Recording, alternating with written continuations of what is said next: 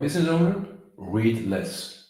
And that may be a surprising message I'm bringing you, that you should read less because we are consuming so much information and all day we are occupied with scrolling our smartphones. We are bombarded with emails. Yesterday, I had more than 100 emails I had to read. Now, it's too much information. We are reading, reading, reading. And then when it comes to studying, then I had a friend, and I was talking with him last week, and we were sitting there, and he was a little bit, showing off with all the books he read last year, or yeah, last year and this year, because this year is almost finished. But he was like showing off that he was reading every week a new book. And I asked him, "Why do you read so much?" He said, "Yeah, because I want to know so much." But it's not the knowing that will help you in your business. It is a thinking. So you should read less and think more. It's something that Bob Proctor taught me, and when we were really surprised when we were trained by him, and he said, "Well, I have this book standard, and I copied that idea to have a book standard, and using that book standard, he was reading one page for 1 week." He said, "Bob, why do you do that? Why do you read only one page, even one paragraph, in 1 week?" And he said, "Because there is so much in it." And he was really explaining us how to think when you start reading. So the volume, the quantity that you read should be less, but then you should pause and ask your questions. How can I apply that? What does that mean to me, for me? How can I bring that to my clients, that idea? How can I serve my clients better with this idea? Instead of really consuming all information. And Wallace D. Waddell said it very clearly in How to Become Great, or the science of becoming great person. He said, as long as you're consuming information, you can't think. And it's in the thinking that makes a difference. It's not in consuming the information. So when we start to really to study with Bob, he advised us, well, take one article and read it for 1 week. Take one chapter and read it for 1 month. And just start to dive into it, because there is a thinking substance and from which all things permeate, and in its original stuff, it penetrates and permeates all the interspatial universe. So it means that thinking stuff is the essential, or is the beginning and the end of everything. And we, as humans, we have the capability to think. That's what we are really different. Animals are also made from thinking stuff, but they don't have the ability to think. We can generate thinking energy, and that thinking energy that can involve in creation. And therefore, that's our mission here. We have to create. So, as a business owner, and you want to get further in your business, you want to grow your business, well, read less. Take one book and just read a paragraph and really think about it, and read it again and read it again. And the reason that you should read it again and over and over and over again is because our attention time lapse is very short. So when you read something and you read for more than 30 seconds, 1 minute, your attention will already flip away. It will shift already. It means that the next sentence you won't grasp the whole context of what you're reading. If you are rereading and you're starting from the beginning, now you will have your attention lapse, or like focus, which is diluted, will be on another space of that page. So now you're filling in the gaps. And also, when you read the same page, it's not that the pages change or the message changes, but you are changing.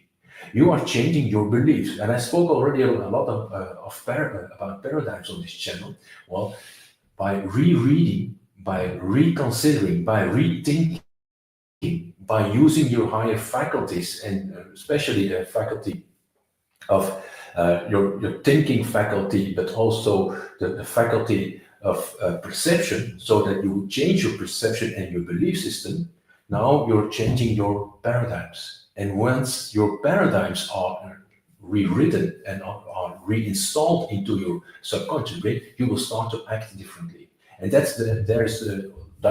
lays all the secret. That's where the beginning and the end starts of someone who is advancing.